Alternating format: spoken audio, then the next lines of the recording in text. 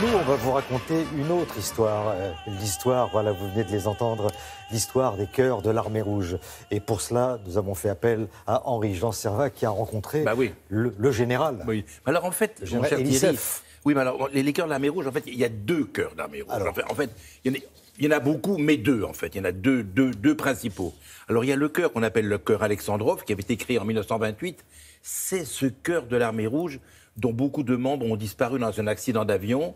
La veille de Noël 2016, l'avion est tombé dans la mer Noire. Ils allaient chanter en Syrie pour les soldats russes avec un groupe de journalistes qui les accompagnaient. Le groupe a été partiellement détruit par cette disparition. Mais il y a un autre groupe, alors ça c'était le groupe Alexandrov, qui était issu de l'armée, quoi. Il avait été créé en 1928 pour exalter le moral guerrier, pour faire chanter des chansons militaires entraînantes pour préparer à la guerre. Et il y a un autre groupe qui date de 1939, alors qui lui est le groupe MVD, qui est l'émanation du ministère non pas de l'armée mais de l'intérieur. Et à l'origine, c'était les membres du NKVD. Le NKVD, c'est l'ancêtre du KGB. D'accord. Donc, c'est-à-dire que les chanteurs, un peu, vous comprenez ce que je dis, oui, ils étaient voilà, un peu, voilà, c'était un peu le KGB. Quoi, oui, voilà. Ils jetaient un œil de temps en temps. Ils chantaient. Un peu espion sur les bords. Donc, voilà, c'est ce groupe-là qui fait une tournée à travers la France. Ils l'ont démarré à l'occasion de l'ouverture du Festival de Radio France à Perpignan.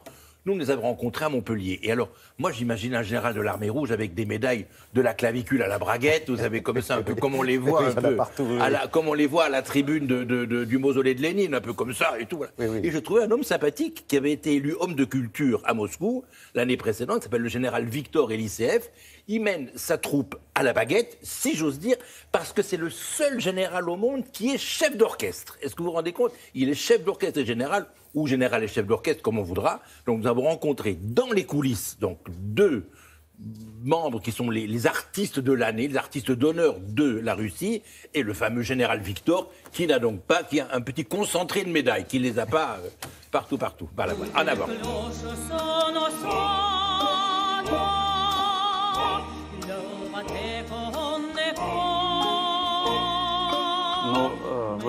Comme vous le savez, ce genre de chant et de danse est né en 1928, à l'époque soviétique.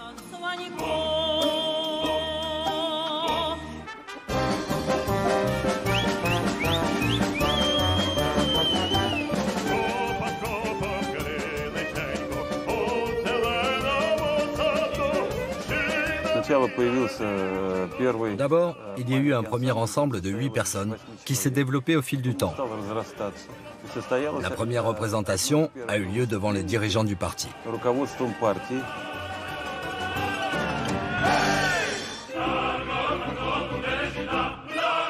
Ce concert leur a tellement plu qu'ils ont décidé de développer le concept à travers toute l'Union soviétique.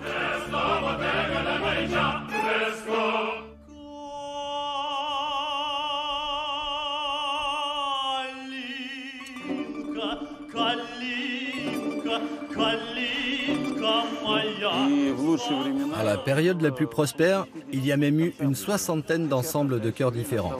Aujourd'hui, il n'en reste plus que 2 dans toute la Russie.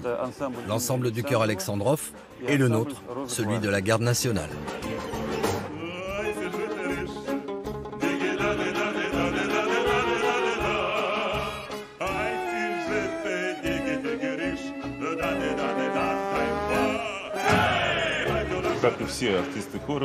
Je chante comme choriste depuis des années, mais je suis également soliste.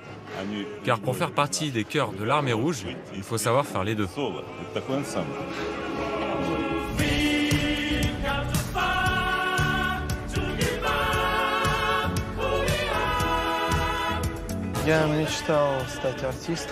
Depuis ma plus tendre enfance, je rêvais d'être artiste. Et aujourd'hui, j'ai la chance extraordinaire de pouvoir l'être en chantant avec les chœurs de l'Armée Rouge. Je vis comme une sorte de rêve éveillé à chaque fois que je monte sur scène. Chanter, c'est vraiment toute ma vie.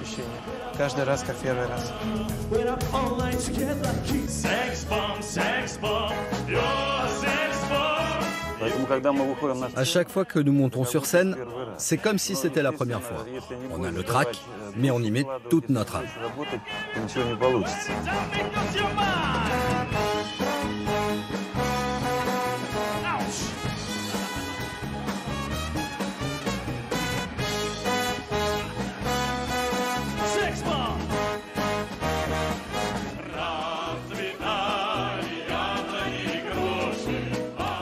Je suis un général qui a eu énormément de chance dans la vie, car je fais ce qui me plaît le plus au monde. Et quand on fait ce que l'on aime, on a l'âme qui chante.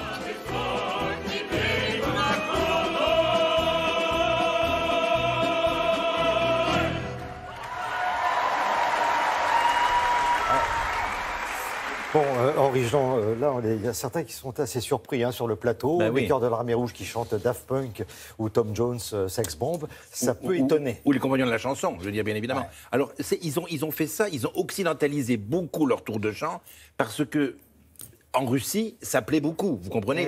Édith Piaf, les grands opéras, ça leur plaît beaucoup. Mais c'est vrai qu'à l'étranger, on va...